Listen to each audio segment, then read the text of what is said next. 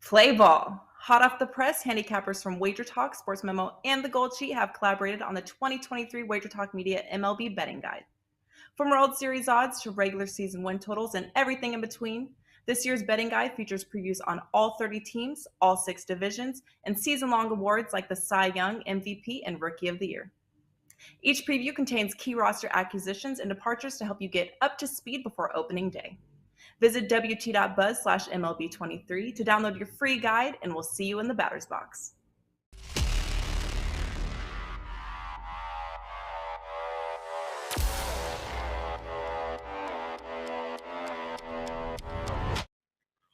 Let's go. Welcome to the NBA Triple Double Show. I'm your host, Ronald Cabang, also known as UCapper from SportsMemo.com, at UCapper Sports on Twitter. I'll be joined by Moneyline Matt and Tony Finn from Wagertalk to break down 3 games from today's huge slate. But before we get into those games, I do want to talk about one of the promos we got going on over at SportsMemo.com and Wagertalk.com for Tony Finn. We have a 7-day NBA pass from the Triple Double panel this week. So that's for me, Moneyline Matt, Tony Finn, and Jeff Michaels, who will be here on Friday. That's 7-day NBA pass for just $49, pretty much $7 a day. Promo code for that is NBA7. Head over to sportsmemo.com and wagertalk.com on a daily basis. See what we got going on over there. Cappers providing free picks and analysis on a daily basis. We also have the free live odds page that you could utilize. See where the lines and totals are going from minute to minute. So make sure you head over there after the show. And before you do that, make sure you hit the like and subscribe button here as well. It only takes a couple clicks and it helps our show grow tremendously. With that said, let's get Matt and Tony up in here with me. Guys, like always, starting the show off transparent. I was a $2 Tuesday handicapper yesterday. I went 2-1. Unfortunately, the loss was on the $2 Tuesday play. I had the Kings and the Celtics under the 239.5 from the open number. They get over by a bucket with, I think it was like the last 2 minutes and 30 seconds. The bench players came in and scored 19 points in that span to get over. It was a tough loss. It was looking good, especially at the halftime. But, you know, things happened that way. End up going 2-1. But like I said, the $2 Tuesday play was the one that really mattered the most because a lot of people will put their trust in me and it didn't happen. But hopefully next time we get it done. Tony, how was your week so far? Not too bad. It's been it was a little slow Sunday, Monday, pretty good Monday.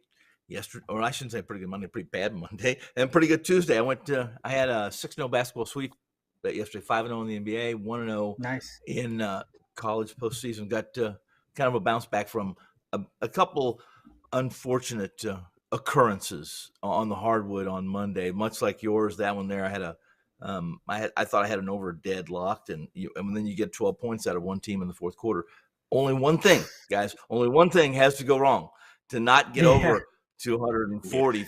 This one wasn't 240, but we always talk about that 240 totals. It's not that everything has to go right. Only one thing has to go wrong, and you're going under. So there it is. Mm-hmm. Yeah, Matt, how was your day yesterday? Yeah, yesterday was fine. You know, it was a 2-2 day. I hit another money line bet. I am 13-2 my last 15 money line plays, and really seeing those well. Basically, what I'm doing is I'm looking for those -1, -1.5, somewhat even money spreads, and I'm just kind of taking the money line, either getting some plus money value or -110, -115, somewhere in that range. Seeing that very, very well.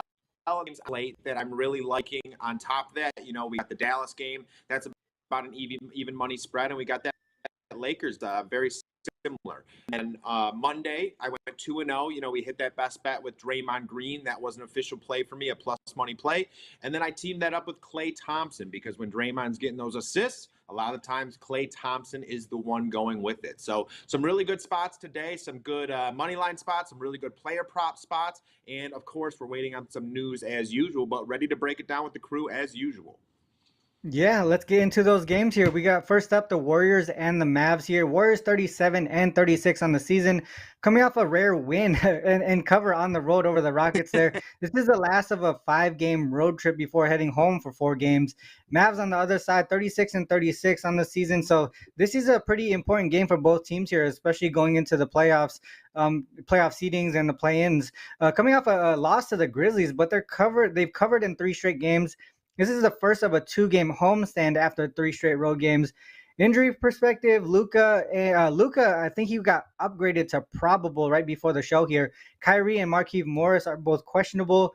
Iggy, Wiggins, Jerome, and Gary Payton are all out for the Warriors. Draymond and Looney are both probable, so we should see them in the lineup tonight. From a matchup perspective, they split the season series 1-1 with the home teams winning both games.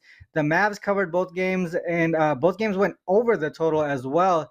This one is going to be in Dallas. So are we looking towards the home team again here? Tony, let's start with you. I think, was it you? On Monday, we did a show. We talked a little bit about the Warriors. And at that point in time, before their Monday game, they were, 0-11 straight up, and 0-11 against spread against the number as a visitor, right? Yeah. It's been really bad. And they've picked and they really, they hired I explained this on the NBA show. They hired a third-party company, which they go through the schedule with the injuries they've had over the last few years. They're an analytical group anyway, but they hired a third-party crew to kind of pick and choose certain games where they're just going to rest guys, not whether they're healthy or not. They're going to rest them because they wanted them prepare at least healthy to some degree, as much as you can be after 82 regular season games on the hardwood, traveling, and we both know, all three of us know, that it's difficult, like in football. At the end of the season, when you say, well, we're healthy, you're really not healthy. You're just as healthy as you can possibly be under the circumstances. They covered that game. I actually took Houston and the points in that game. And it was another one of those games where on Monday that I lost that I thought looked great. At one point in time, we had a lead. It was late in the third. It was tied up, down 5.5. And for the most part, what happened was that, as Houston's done several times, they seem to crumble. When they're down, they just don't have that savvy, that leader on the floor, the experience per se, to hang tough and hang inside a double-digit number, which I thought they could and probably should have, but they didn't. So the Warriors get the win on the road. They get the cover on the road. Tonight, the real question is Luka Doncic and Kyrie Irving, right? It does appear that Luka will play. He was upgraded to probable. He made it through practice yesterday. Things have been going well. As far as Irving goes, he'd been playing through an injury, and they gave him a questionable designation, but he's been playing. However, in that game that he got hurt late in the fourth quarter of the last game, twisted. I think it was an ankle or a knee. I'm not certain. I read it all. I've talked to people about it, and here I am. I'm confused a little bit, which is not unusual for an old man like me. But in that game, here's the deal. This is an important game for both teams, guys. And you mentioned it. You have Golden State sitting in the 6th seed, which is a playoff spot. They're 11.5 out of first, but they're only half a game ahead of Oklahoma City, Dallas, a full game ahead of Minnesota, a full game ahead of Utah, and then right there behind them, the Lakers and the Pelicans. There's about 8 teams that are bunched up, and 2 losses in a row can really, one night is going to be jumbled up, right? I still don't trust the Warriors on the road. However, I trust them if you're not going to see Irving and you're going to see a hobbled and maybe a Luka that isn't quite 100% and probably a little bit off center, not having played for a couple weeks or at least 7 days, I believe. So that said, I played this Warriors team under their season total this year, and so far so good on that. But they need a lot of help. But they're basically an isolation offense with Luka. Irving changed that, but the Warriors seem to be healthy. Are we going to have the key pieces? Are the Warriors going to start playing? And what I mean is, I believe they can flip a switch, guys. I still believe, although they're not completely healthy, they're just a team that can, when the playoffs come, they'll flip a switch and they'll be dynamic. Especially, they'll be better defensively. And we're getting to the point where that needs to start happening. So it becomes a dynamic that's a routine. And I'm not in this room. Don't have my arms wrapped around this game. However, if I was, I would probably, if Luka's going to play, I'd still get the Mavericks at home because he'll cry enough to get the calls he needs.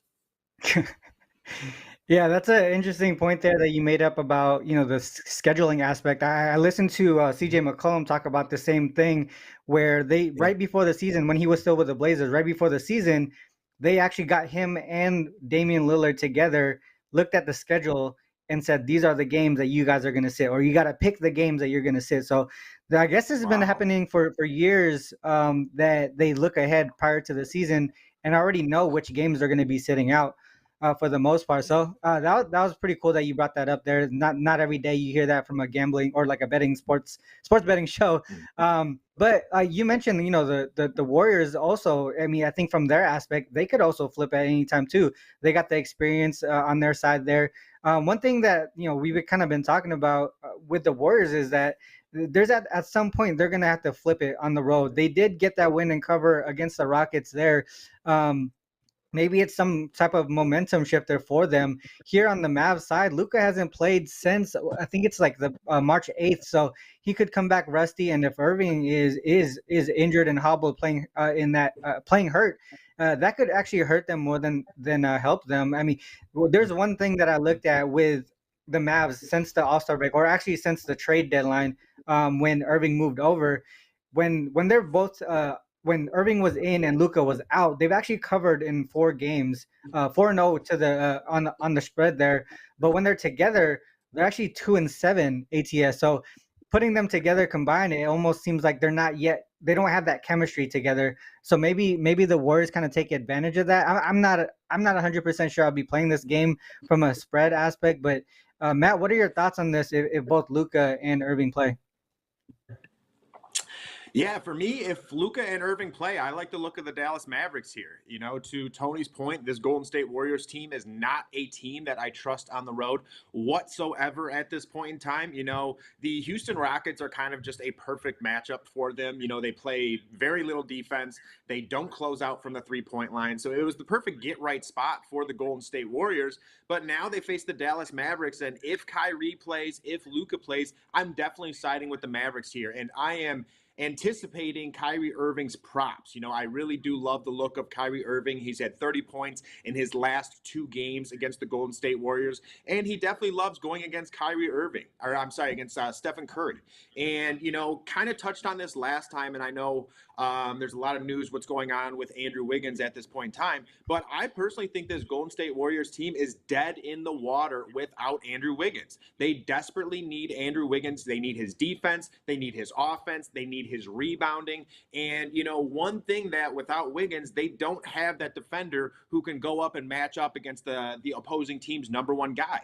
And in this spot, it would be Luka or it would be Kyrie. And now because of that, you have to have guys like Clay step up and guard some of those top guys. And that takes away on offense in addition to that. So for me, it's definitely the Dallas Mavericks here. This is a Golden State Warriors team giving up 124 points on average on the road this season. And, again, even if Kyrie does not play and Luka does, I would still back the Dallas Mavericks here. I think this Mavericks team has the players who can come in off the bench and make some plays. I know Tim Hardaway Jr. is also questionable in this spot, but if he plays, he's someone who can step up. Christian Wood is a tough matchup for this Golden State Warriors team. On top of that, outside of Kevon Looney, they don't have many big bodies who can match up with the 4 position or the 5 position.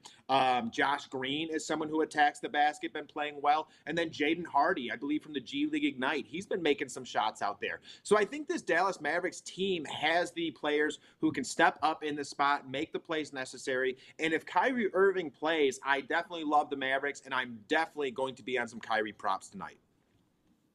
Yeah, I mean, I like it. Obviously, the like you mentioned, the Warriors have been giving up points, especially on the road. They're 26-10 to the over on the road this season. The Warriors are, and they've on the opposite side here, the Mavs, they've kind of been struggling to cover the number at home all season long, and it's primarily because of their defense as well. So to me, it's really tough to take the spread from my opinion, because Luka's been out for a while. Golden State, we never know when they're going to flip the switch because they can when they want to. You got guys like Curry and Clay who can get hot at any moment. So for me, I'm going to stay away from the spread, but I think I like to look to the over here. I mentioned that trend, 2-7 ATS without Kyrie and Luka, but in those same games, 6-2-1 to the over, they pace up with Kyrie in the lineup. I think 2 or more possessions per game.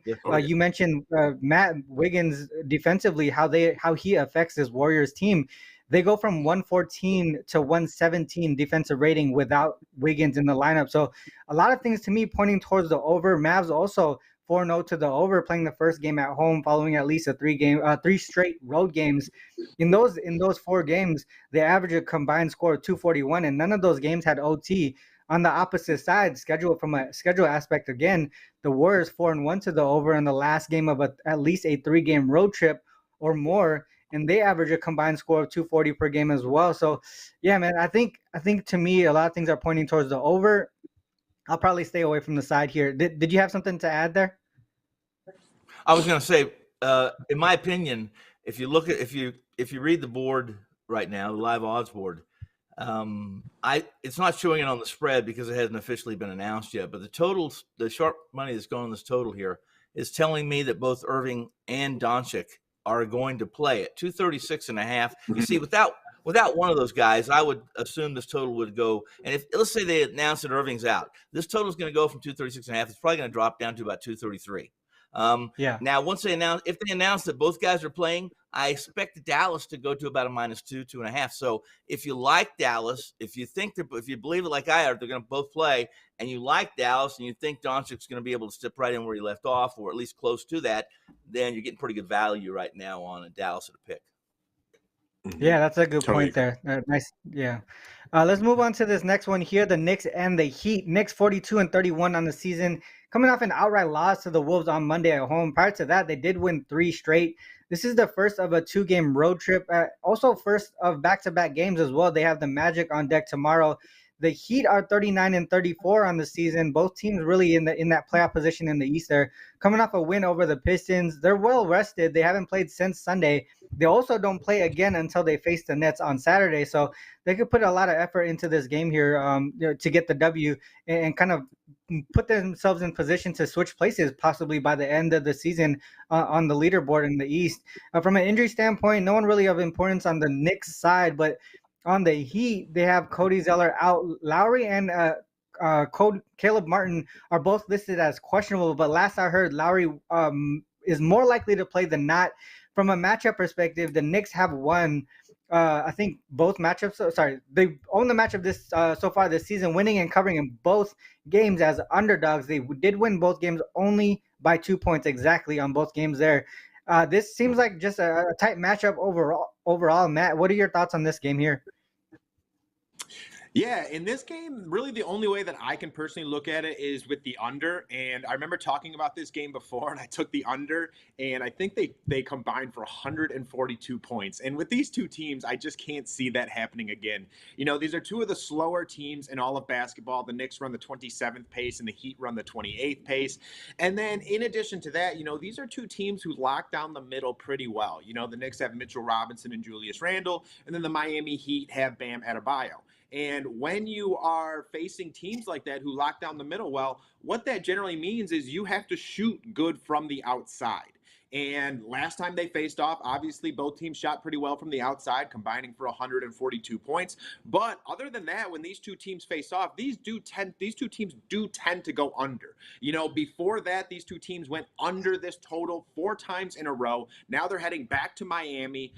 It's a big game for both teams as well. Both teams are still continuing to fight for playoff positioning. And this is a Miami team who, when they play at home on the season, they average 109 points given up per game. That's second best throughout the NBA. And then this is also a New York Knicks team who is holding opponents to 106 points when on the road. So for me, this one's pretty simple. If I'm going to go on anywhere, I think it's going to be with that under. Don't know if this one will be an official play after what they did last time, combining for 142 on me. But if I'm going to look anywhere, I think it's going to be with the under 224.5 here. Yeah, I'm pretty. You kept saying 142, but I'm pretty sure you meant 242 there. 242, yeah. Good yeah, exactly. I remember that game specifically. We talked about that one. This one for me, I do have my best bet is on the total here, so I'll talk a little bit about the side. The Knicks are 5-3 straight up and against the spread when on the road playing the first leg of back-to-back games. They've held their opponent under their team total in 7 of those 8 games there. So in this aspect, their defense is what kind of keeps them in these games here. On the Heat side, they've been one of the worst ATS teams at home, But at this number, we're really looking for them to just kind of win this game, not have to win by margin. They're 24-13 straight up at home this season, 11-24-2 from a spread perspective. But like I said, man, that 24-13 straight up is what is telling me that maybe the Heat could possibly be the side here at home. They do better there from that aspect, but asking them to win by margin is where you want to kind of fade them. From here, I just feel like things are kind of coming together for the Heat offensively. They've kind of been struggling for the most part prior to the All-Star break. They were like bottom 5 or something offensively, but also one of the better defensive teams in the league. Now, post All-Star break, I think they've come up a little bit. I mean, obviously they're not the top 10 offensive rated team, but they're more towards the middle of the pack rather than the bottom 5. So some things are starting to click. I don't know, maybe because they're, Lowry has come back. He's coming back a little bit healthy. I don't know. I can't gauge this team from a full season perspective just because they've been always dealing with injuries all season long, and they're just not as consistent, especially at home. Tony, what are your thoughts on this game here? Well, I think the latter part of your analysis there is spot on. You can't predict this Miami team because they're not who they were 2 years ago. They're not who they were last year. They are older, especially Butler. And while he's not a guy that's dynamic or flashy, there's no one that grinds like Butler. There's no one that knows how to take contact and get to the free throw line. And Hero's a little bit. I mean, I've put him in a category too. I think he's a little bit overvalued. Great shooter, but that's really what he does. He shoots, and that's what he's going to give you. The same with Duncan Robinson, and he hasn't played forever, right? So that said, and this is the third game. They've played twice this year. And you guys have already covered a little bit. My esteemed colleague here covered it really well when he said, listen, he looked at the total and looked at the under. The first two times these teams met, they had the total closed about 216, okay, earlier, a lot earlier in the year. The total came in at 210, came in under, okay? The second meeting, the total closed at 215.5, 216. It went over just as you guys have spoke about, and it didn't just go over. I mean, they had the same number of possessions. Totals are all about possessions, opportunities, right? And yes, Miami ranks 28th, 96 possessions per game. New York, 97.52 possessions per game, actually. Exactly. However, it's skewed a little bit. They're playing a little faster now that Grimes is in the starting lineup. They play a little faster than that, so these are season long, right? They get closer to 100 now, 101, even 102. That said, they scored 1.25 points per possession in that second meeting with the same possessions they had in the first meeting. What was the difference? The difference was about 30 points. So it helps to hit shots, obviously, and you can't always predict those things. However, the adjustment today from the 216 to 215, the first two games, to 221 is an over adjustment based on what happened last time. And then, of course, it catches some steam. It goes up to 224. I'm one of those. I'm a lot about numbers and a lot about the math, and I'm willing to step in front of this adjustment and play under here. And I did play that, just so everyone knows. I did play the under here. I played it as a 3%er here at Wagertalk, and I like it. I love it. All right, there you go. Free play from Tony Finn there on his Wagertalk card. I love it. All right, so let's move on to this next game here. Like I said, I'll talk about the total there just to let you guys know I am in alignment with them, but I'll break it down a little bit later.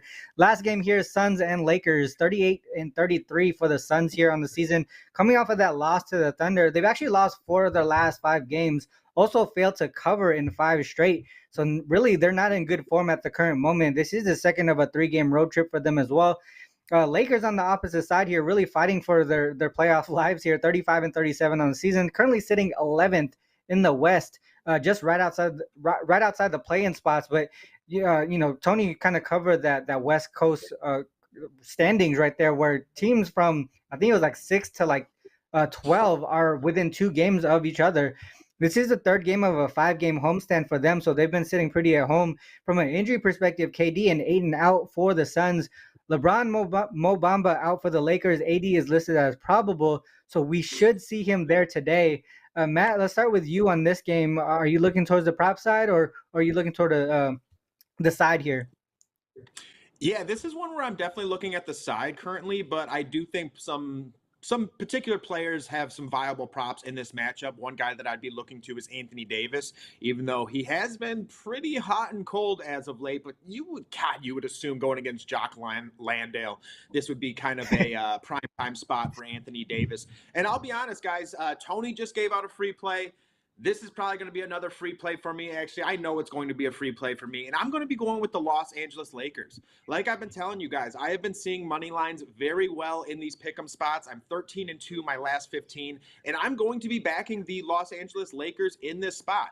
And, when you come down to this point in time in the NBA season, a lot of the time I like to back the team who is more desperate, the team who is fighting for their playoff lives. And I think that's the Lakers here. This is a Phoenix Suns team who, when they made that trade for Kevin Durant, they traded away a lot of their depth on top of that. And I think we're really seeing that here because Kevin Durant goes down. This Suns team really doesn't have a ton of depth coming off that bench. They're having to rely on guys like Cameron Payne, Josh Okogie. And now you're not going to have DeAndre Ayton in this matchup. And that's tough for me just because, Anthony Davis is one of those guys. I know sometimes he just comes out in games and takes a nap, but he's one of those guys who can go and get 35 and 15 any given night. And this could be one of those spots with how desperate this team is. In addition to that, I love what I'm seeing from this Los Angeles Lakers bench. Austin Reeves is a guy who's becoming a shot maker. He's a guy who's getting his teammates involved. He facilitates well. Another thing that I'm looking at here is Vanderbilt. Vanderbilt's defense is lethal for this Lakers team, and I think he can match up with Devin Booker here and help to limit him. And then if you limit Devin Booker, you're relying on a lot of these role players from this Phoenix Suns squad. And like I just talked about, I don't think those role players are all that good. I think they need their three-headed monster at all times with Chris Paul, with Devin Booker, or I should say four-headed, Kevin Durant and DeAndre Ayton, and they're just missing that right now. So when you're missing guys like that, at this point in time with the NBA, a lot of these teams are trying to create these three-headed monsters, these four-headed monsters. And when you create that, you trade away your depth. So if one guy goes down, you are in trouble. And then I go and I look at this Lakers team, and you got guys like D'Angelo Russell, who's balling right now. He's getting people involved. I already talked about Austin Reeves. Rui Hachimura was traded for a bag of chips, and he is a great player. He's a rebounder. He's a mid-range shot creator. And then, you got Dennis Schroeder. All in all, I just really do like this Lakers squad tonight. I don't know if this is going to be a 3% pick. I don't know if it's going to be a 4% pick, but I'm going with the Lakers. I'm going to be for sure backing them here. Yeah, I like that look a lot. I mean, I think one thing to mention too is just a side note is Scott Foster is reffing this game here, and there's some history between him and Chris Paul. So I mean, if you guys look at that stuff from that type of angle, that's something that you could take into your capping aspect. But I mean, you kind of touch on a lot of pieces there, especially the fact that things that happened at the trade deadline affected this. Not affected this game specifically, but affected both teams. You mentioned the depth going away from the Suns there, and then the Lakers adding a whole bunch of depth. That kind of shifted how the outlook of this Lakers team has gone. And, not having LeBron and all the experience that the rest of the squad is having together, when he does come back, and if they are in that playoff contention, they could be a tough team in the playoffs because of that. One thing that I did look at from a total perspective, team total perspective, I was actually looking towards the team total Suns under their number. You mentioned the defense from the Lakers, one of the best defensive teams post All-Star break, 10-3 to the under, and it's primarily because of their defense. They've held 8 of their last 9 opponents under their team total.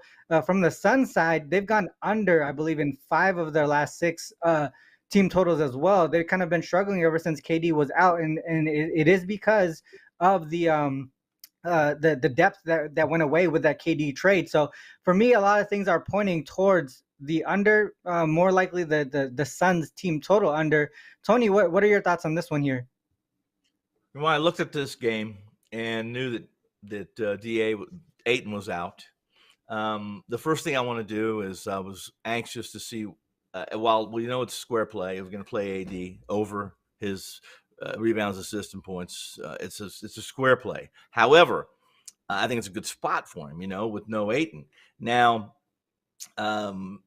basically his averages across the board, his assists points, his par was a little bit higher than what his averages are. So they accounted for Ayton being out, and so I got off of it immediately. I want to get the averages, and I want to have the edge there. See, however, Matt mentioned Vanderbilt. When Vanderbilt's on the floor, since they put him in the starting lineup, this Lakers team is 6 points better per 100 possessions defensively than they were with him coming off the bench. I mean, that was a big trade. It was a big pickup. It was a great insertion in the lineup. However, I think against the Suns, Matt also mentioned they don't have a bench now. I mean, they traded their bench away. They have no bench without Ayton, without Durant. If I'm coaching the Lakers, I'm going to tell Russell and Beasley, I want to run. I think when it comes to Ayton, what the Phoenix is going to do tonight, they're going to cheat. They're going to play off of Troy Brown, play off of Vanderbilt, guys that are not even double-figure scores. And every time Davis gets the ball, they're going to be trying to bother him, double him, whatever. They'd rather be beat by Brown and Vanderbilt than they would be by Davis. And this Suns team, as much as LA needs to win, boy, these Suns need to win too.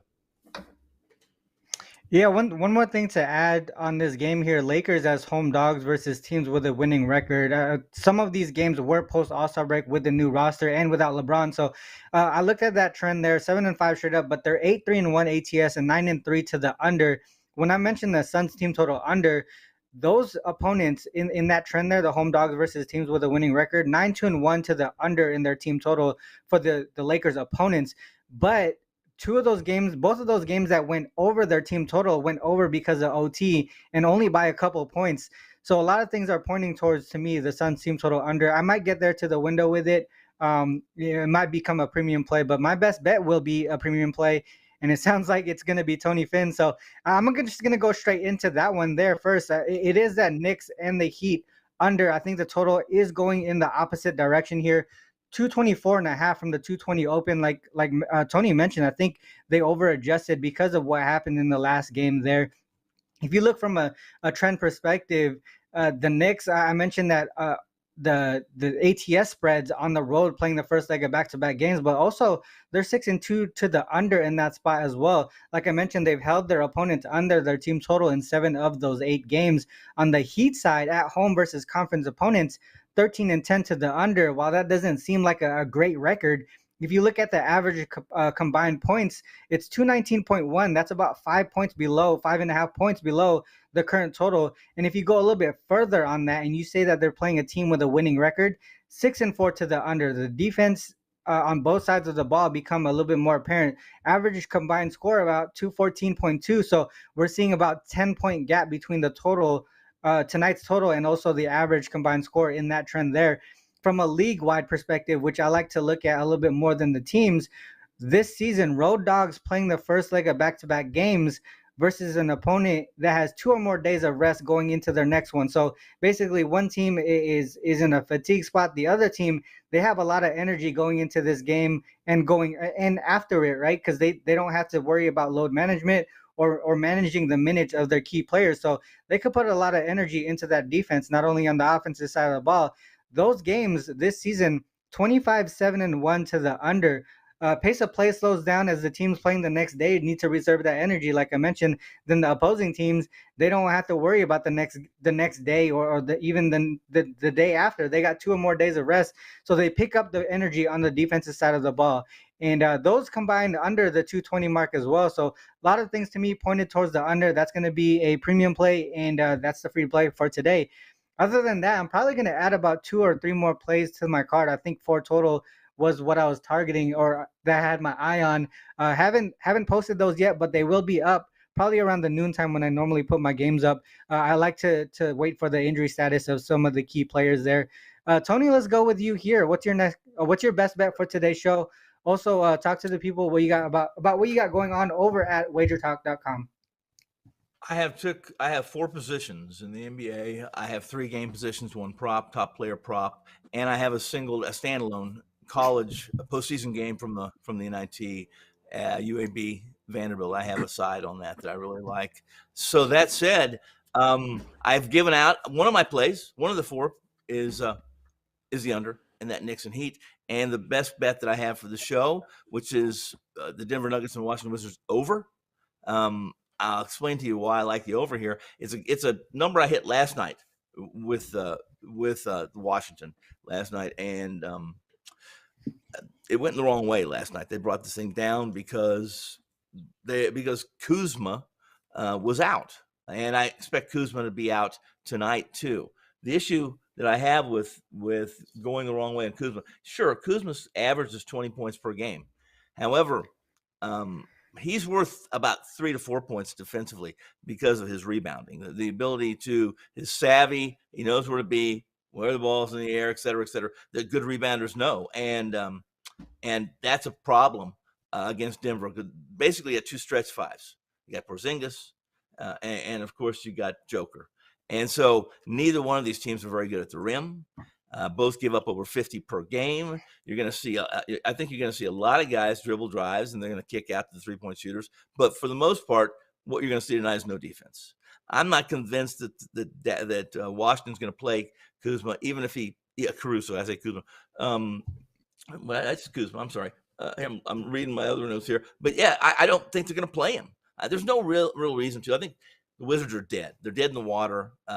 Even if they were somehow to sneak and climb into play-in games, it's a one-and-done situation. So I really like the over here with the Nuggets and the Wizards, and I got 227.5 is what I got. I think it's up to 228 and climbing. I like that play a lot. Part of it, like you mentioned, that Kuzma effect, it was one of the reasons I took the Magic yesterday and they were able to win. You mentioned their defensive rating, right? Without Kuzma, it actually goes up. Goes the opposite direction. They're worse by about 7 points in the defensive rating, but offensively too, they actually get a little bit better somehow, even without Kuzma. So I like that play a lot. You might have actually talked me into that one.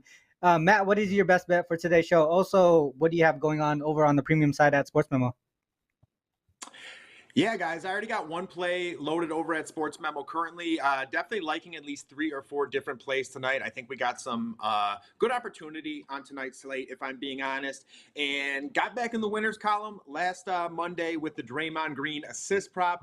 And today, we're actually going with kind of another dark horse player, and it's going to be Mike Conley, over 18.5 points plus assists. Because right now, Mike Conley and the Minnesota Timberwolves face off against the Atlanta Hawks at home this Wednesday evening. And this is a spot where both Anthony Edwards and Jaylen Noel are questionable coming into this matchup. But regardless, if Anthony Edwards is in, if Anthony Edwards is out, I think Mike Conley is the guy to step up in this spot, because Mike Conley has been averaging 16.3 points and 4.9 assists since Anthony Edwards has been out. And this is a Timberwolves team who's now facing a Hawks team who is 4th in overall pace throughout the NBA, 22nd in adjusted defensive rating, and Mike Conley is also going to be going against Trae Young, who's potentially the worst defender throughout the entire NBA. And if you've been tuning into this show, I love targeting Trae Young.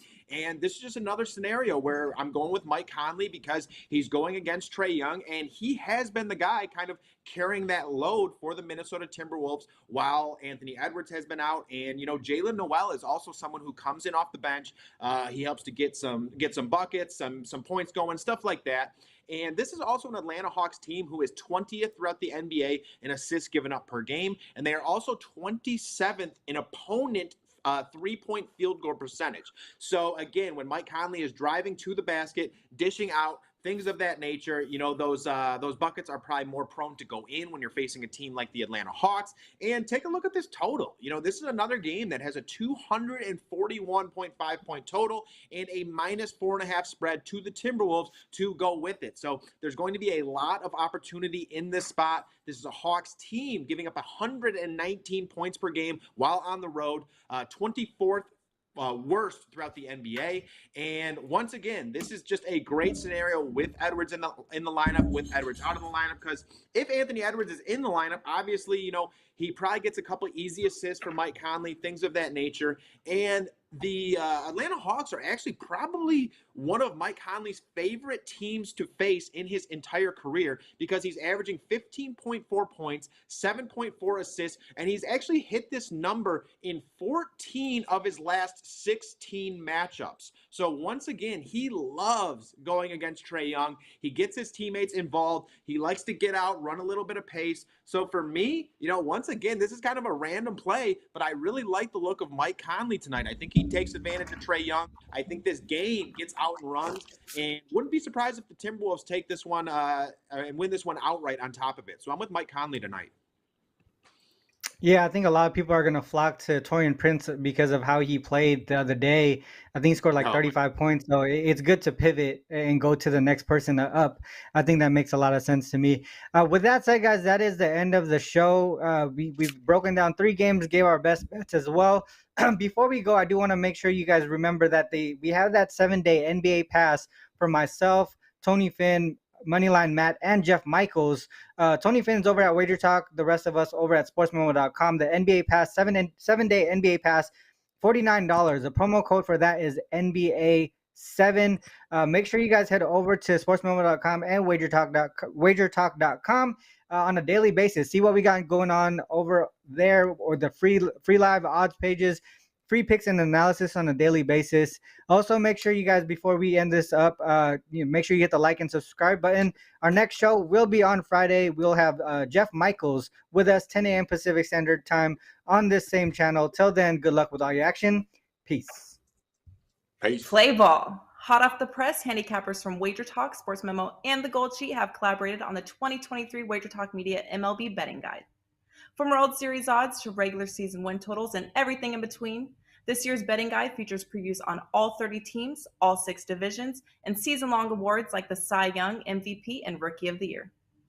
Each preview contains key roster acquisitions and departures to help you get up to speed before opening day.